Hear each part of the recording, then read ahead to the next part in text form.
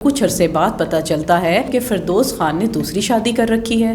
تو جیسے ہی اس کی بیوی کو پتہ چلتا ہے تو وہ گھر میں، آپ کو پتہ ہے جس طرح جیسے ایک دم سے آپ کو کسی چیز کا نہ پتہ چلے اور ایک دم سے پتہ چلے تو گھریلو ناچاکی کتنی بڑھ جاتی ہے۔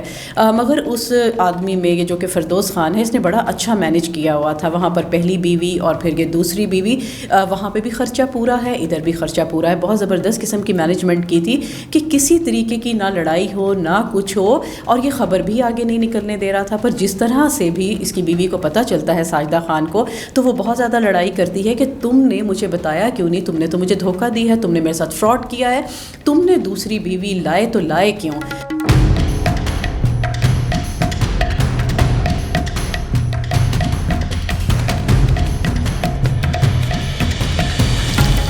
بسم اللہ الرحمن الرحیم، السلام علیکم۔ میں ہوں آپ کی میزبان اینی باجا اور آپ دیکھ رہے ہیں ویژن وائب۔ جی تو ناظرین، بات کریں گے کرائم کے حوالے سے کہ کرائم دن بہ دن بڑھتا چلا جا رہا ہے۔ کہیں پہ قتل و غارت ہے، کہیں پہ زیادتی ہے، اور بہت کچھ ایسا دیکھنے کو ملتا ہے کہ عقل حیران رہ جاتی ہے۔ پر یہ کیسز رک نہیں رہے ہیں۔ اسی طریقے کا ایک کیس ہے جو ہم آپ سے ڈسکس کریں گے۔ یہ ہے پشاور کا کیس ہے۔ پشاور کا ایک علاقہ ہے جو ہے بدھ بیر۔ وہاں پر ایک فیملی ہوتی ہے، اور اس فیملی میں جو باپ ہوتا ہے اس کا نام ہے کریم خان، وہ اور اس کی بیٹی جو ہے ساجدہ خان۔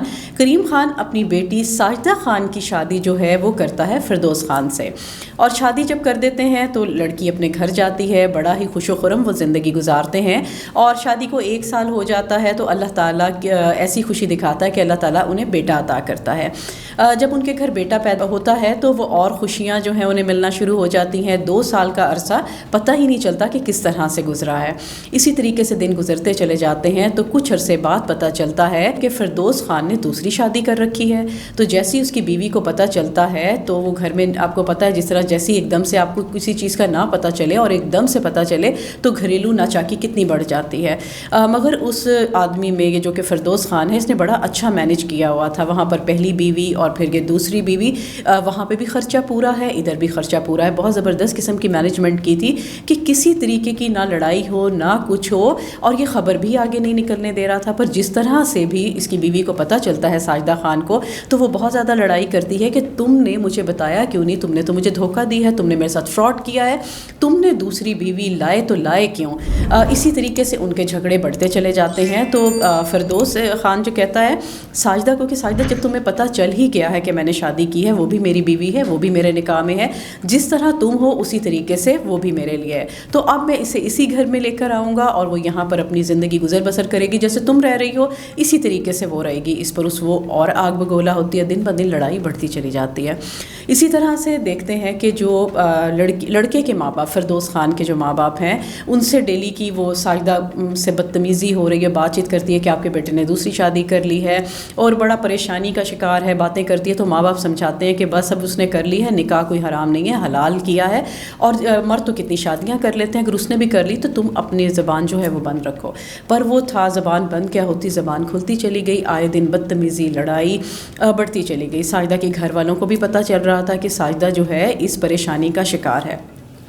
کچھ دن کے بعد جو ہے فردوس خان کال کرتے ہیں اس کے باپ کو، کریم خان کو، کہ آپ کی بیٹی اچانک سے قدرتی موت واقع ہوئی ہے اور وہ فوت ہو گئی ہے، آپ جلدی سے آ جائیں۔ جب وہ وہاں پر پہنچتے ہیں تو باپ کو تو پہلے سے حقیقت معلوم تھی، پر باپ اس چیز پر کمپرومائز نہیں کرتا، مانتا نہیں ہے۔ اس نے کہا کہ کیسے ہو سکتا ہے، میری بیٹی جو ہے وہ قدرتی موت کیسے مر سکتی ہے، یہ تو ان کے گھر میں پہلے ہی مسئلہ چل رہا تھا اور دن بہ دن بڑھتا چلا جا رہا تھا۔ پھر وہ بڑا روتا ہے جنازے کے پاس، جس طرح آنسو اس نے دکھانے ہیں وہ دکھا رہا ہے، رو رہا ہے، پولیس والوں کے ساتھ ساتھ ہے کہ نہیں یہ اسی طریقے سے مری ہے۔ وہاں پر ساجدہ کو جب لے کے جاتے ہیں ہاسپٹل میں تو یقیناً رپورٹ تیار ہوتی ہے کہ اس کے کیا کیا ٹیسٹ ہیں، کیا کیا چیزیں منظر عام پر آئی ہیں، تو اس میں چیزیں پتہ چلتی ہیں کہ ساجدہ کو زہر دے کے مارا گیا تھا، پر میاں جو ہے وہ مان نہیں رہا ہے۔ جب یہ رپورٹ آتی ہے تو پولیس دوبارہ سے ریڈ کرتی ہے، وہاں پہ ریڈ کرتی ہے، اور وہاں پر فردوس خان کو پکڑا جاتا ہے اور اسے ٹیکنیکل طریقے سے لا کے اس سے باتیں پوچھی جاتی ہیں۔ پہلے پیار سے پوچھا جاتا ہے کہ ہمیں تو پتہ چل گیا تم نے زہر دیا ہے، پر جو تم نے زہر دیا ہے اس کے پیچھے کیا وجہ تھی؟ اس نے وہ کچھ نہیں زیادہ بتاتا، جبکہ اس کا باپ بھی ساتھ موجود ہوتا ہے جو کہ کریم خان ہے. دونوں کھڑے ہوتے ہیں، پر وہ کہتا ہے کہ میری بیوی جو ہے دن بہ دن بہت بدتمیزی کرتی ہے، گھر میں بڑا ہمارا گھر کے حالات خراب ہو رہے ہیں، بچہ بھی بڑا پریشان ہے، میرے ماں باپ، میری پوری فیملی جو بڑا کرٹیکل پوزیشن سے گزر رہی ہے. تو یہ ہے کہ اس کی دن بہ دن زبان جو ہے زبان دراز ہو رہی ہے. پہلے بولتی کم تھی، اب بولتی بہت زیادہ ہے. پہلے ہماری ہر بات مانتی تھی، پر اب ہماری کوئی بات نہیں مانتی ہے. تو اس لیے مجھے سمجھ نہیں آیا. میں اب چاہتا تھا کہ گھر کا ماحول خوشگوار رہے.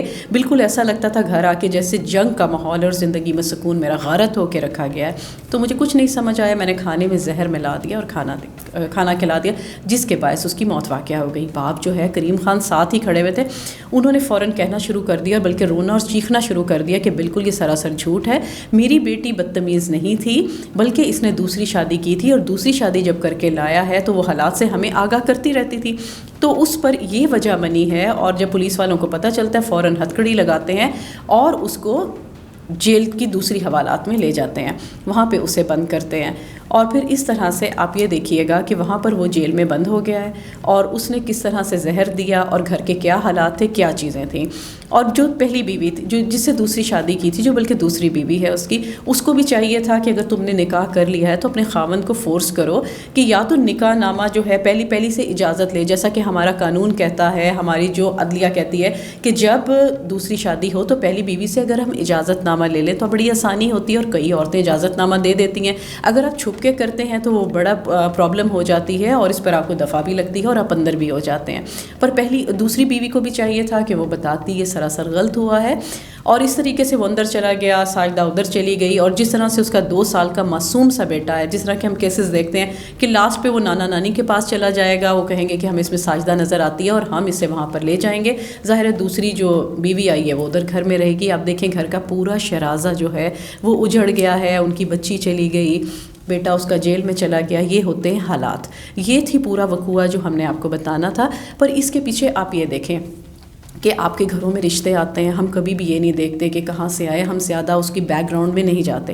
ہمیں بیک گراؤنڈ دیکھنا چاہیے. اکثر جو ہے یہی پرابلم ہوتی ہے، کسی جگہ فراڈ ہو گیا ہے، پھر بعد میں بچیوں کا قتل و غارت کر دیا جاتا ہے، ہمیں لاشیں ملتی ہیں، بڑا فراڈ چل رہا ہے، بڑی چیزیں چل رہی ہیں. ہمیں سب کچھ دیکھنا چاہیے اور ہمیں سوچنا چاہیے. آئی ڈی کارڈ ہے، آپ آئی ڈی کارڈ دیکھیں، آپ آئی ڈی کارڈ کے آفس جائیں، خدمت مرکز بنے ہوئے ہیں، آپ وہاں پر جائیں، آپ کے پاس پوری ڈیٹیل اور پورا ڈیٹا آپ کے سامنے آ جاتا ہے. اس میں ہے کہ کرمنل ریکارڈ تو نہیں ہے یا کس نے کچھ کیا تو نہیں ہے، پورا خاندان آپ کے سامنے ہوتا ہے.